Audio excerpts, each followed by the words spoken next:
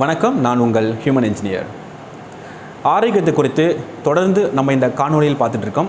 அந்த வரிசையில் திருவள்ளுவர் மருந்து என்ற அதிகாரத்தில் இந்த ஆரோக்கியத்தை பற்றி என்ன சொல்லியிருக்காரு, நோய் இல்லாமல் வாழ்வது பற்றி, ஆரோக்கியமாக வாழ்வது பற்றி என்ன சொல்லியிருக்காரு அப்படிங்கிறத பார்த்துட்ருக்கோம்.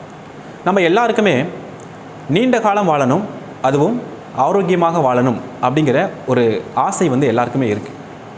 சரி, நீண்ட காலம் ஆரோக்கியமாக வாழ்வதற்கு வழி என்ன அப்படின்னா, திருவள்ளுவர் அதற்கும் ஒரு வழி சொல்கிறாரு. என்ன அப்படின்னா, அற்றால் அளவறிந்து உண்க, அஃது உடம்பு பெற்றான் நெடிதுய்க்குமாறு அப்படின்னு சொல்கிறாரு. அதாவது நம்ம எல்லாருக்கும் ஒரே மாதிரியான அளவு உணவுகள் தேவைப்படுவதில்லை. இப்போ பெரியவங்க பார்த்தீங்கன்னா அவங்க உடம்புக்கு தேவையான சத்துக்களுக்கு தேவையான ஒரு அளவு உணவு சாப்பிடுவாங்க. குழந்தைங்க பார்த்தீங்கன்னா அதை விட வயசில் கம்மியாக இருக்கிறவங்க, சின்ன குழந்தைங்க ஒரு மாதிரியான உணவுகள் சாப்பிடுவாங்க. அளவறிந்து உண்க அப்படின்னா 4 இட்லியா 6 இட்லியா 2 இட்லியான்னு ஒரு கணக்கெல்லாம் கிடையாது. நம்முடைய வாழ்க்கை முறை, ஒவ்வொருவருக்கும் வாழ்க்கை முறை வெவ்வேறானது, அவங்களுடைய தொழில் வெவ்வேறானது. நம்ம எந்த மாதிரியான வாழ்க்கை முறையில் இருக்கோம், எந்த மாதிரியான தொழில் பண்ணுறோம், அப்போ எவ்வளோ உழைக்கிறோமோ, ஆற்றல் நமக்கு செலவழியுதோ அதை ஈடு செய்யும் அளவுக்கு தரமான சத்தான உணவுகளை நம்ம தேர்ந்தெடுத்து சாப்பிட்ணும். அப்போ நம்முடைய வாழ்க்கை முறை, நம்மளுடைய தொழில், அதற்கு என்ன மாதிரி உழைப்பு, நம்ம உடல் உழைப்பு இருக்குது, எவ்வளோ ஆற்றல் நமக்கு செலவிடுது, ஸோ அதை ஈடுகட்டும் வரையில், ஈடுகட்டும் அளவில் ஒரு சத்தான உணவுகளை, தரமான உணவுகளை நம்ம தேர்ந்தெடுத்து நம்ம உணவு உட்கொள்ளணும்.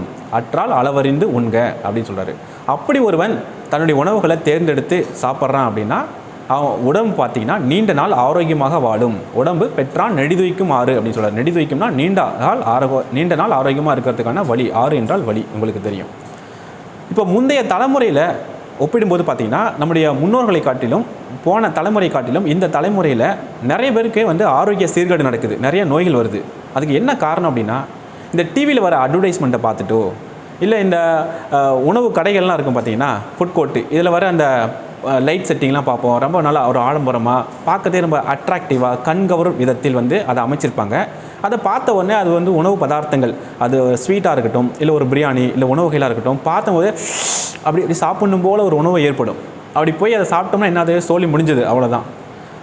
அப்போ எதனால் அப்படின்னா, பசிக்கும் போது உண்ணாமல் இருக்கிறது, நம்ம உடலுக்கு என்ன தேவையோ, என்ன சத்துக்கள் தேவை, அது எந்த உணவுகள் கிடைக்கும்னு அந்த உணவுகளை ஆராய்ந்து அந்த தரமான உணவுகளை தேர்ந்தெடுத்து சாப்பிடாமல் இந்த தரமற்ற உணவுகளை நம்ம சாப்பிடுவதன் விளைவாக நம்ம உடல் ஆரோக்கிய சீர்கேடு நடக்குது.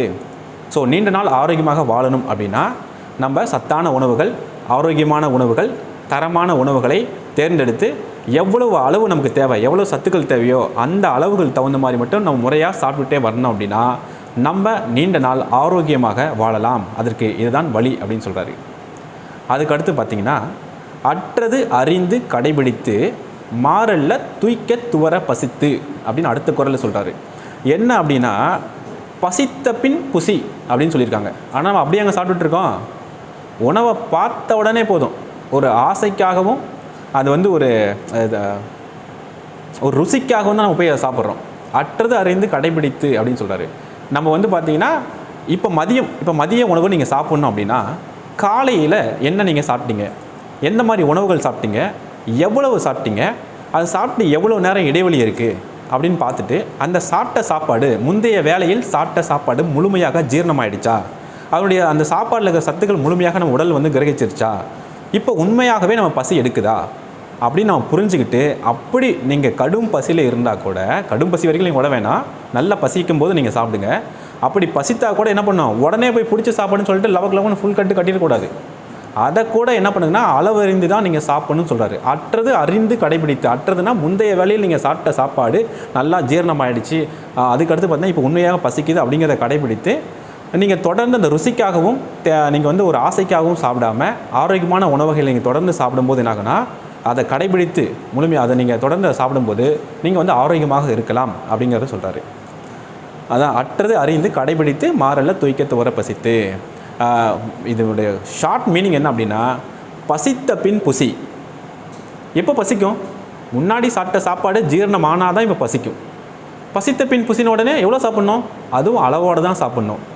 சரி, கடைபிடித்துன்னு சொல்கிறீங்க, என்ன ஒரு வாரம் கடைபிடிக்கணுமா, இல்லை 10 நாள் கடைபிடிக்கணுமா, இல்லை ஒரு 48 நாள் கடைபிடிக்கணுமா அப்படின்னா, நீங்கள் தரமற்ற உணவுகளில் வாழ்நாள் நெடுகிலும் சாப்பிடும்போது தான் உடம்பு ஆரோக்கியம் கெடுது. ஒரே நாள் சாப்பிட்டதுனாலே நீங்கள் ஆரோக்கியம் கெடுது. வாழ்நாள் முழுக்கவும் தவறான ஒரு உணவு பழக்க வழக்கத்தை நம்ம கடைபிடிக்கிறதுனால தான் உடம்பு வந்து ஆரோக்கிய சீர்கேடு ஏற்படுது. அப்போ கடைபிடித்துன்னு வள்ளுவர் சொல்கிற எதை குறிக்கிறாரு, எவ்வளோ நாள் கடைபிடிக்க சொல்கிறார் அப்படின்னா, இந்த மாதிரி ஆரோக்கியமான உணவுகளை தேர்ந்தெடுத்து நீங்கள் வந்து பசிக்கும் போது உண்ணும் இந்த பழக்கத்தை, இந்த கொள்கையை வாழ்நாள் நெடுகிலும் கடைபிடிக்கணும் அப்படின்னு சொல்கிறாரு. அப்படி வாழ்நாள் நெடுகிலும் கடைபிடிக்கும் போது ஒரு ஆரோக்கியமான ஒரு வாழ்வு நமக்கு கிடைக்கும். நம்ம பண்ணும்போது நம்மளை பார்த்து இந்த ஃபேமிலி, நம்மளுடைய ஃப்ரெண்ட்ஸு இதெல்லாம் வந்து மாறுவாங்க. ஸோ தொடர்ந்து இந்த சமூகமே பார்த்திங்கன்னா ஒரு ஆரோக்கியமான உணவு பழக்க வழக்கத்துக்கு வருவாங்க. அப்படி எல்லாரும் ஆரோக்கியமான உணவு சாப்பிடும்போது இந்த சமூகமே ஒரு ஆரோக்கியமாக இருக்கும். திருவள்ளுவர் வந்து பார்த்திங்கன்னா ஏதோ ஒரு சமூகத்துக்கோ ஏதோ ஒரு குறிப்பிட்ட சாராருக்கோ தனி மனிதனுக்கோ இந்த மாதிரியான விஷயங்களை சொல்ல, இனி பின்வரும் சந்ததிகள் எத்தனை ஆண்டு காலம், எத்தனை ஆயிரம் ஆண்டுகள் ஆனாலும் இனி பின்னாடி வர சந்ததிகள் ஆரோக்கியமாக வாழணும்னா இந்த மாதிரியான விஷயங்களை எல்லாமே கடைபிடிக்கணும் அப்படிங்கிறதாக தான் அவர் எழுதியிருக்காரு.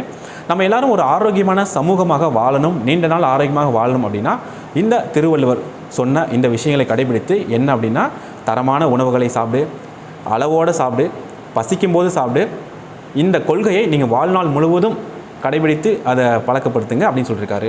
ஸோ இந்த கொள்கையை நம்ம எல்லாரும் கடைபிடிப்போம், ஆரோக்கியமாக வாழுவோம். ஆரோக்கியமாக இருப்பது மூலிமா ஒரு கொண்டாட்டமான ஒரு வாழ்க்கையை நம்ம வாழலாம்.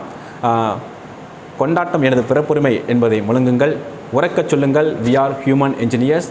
உங்களிடமிருந்து விடைபெறுவது நான் உங்கள் ஹியூமன் என்ஜினியர்.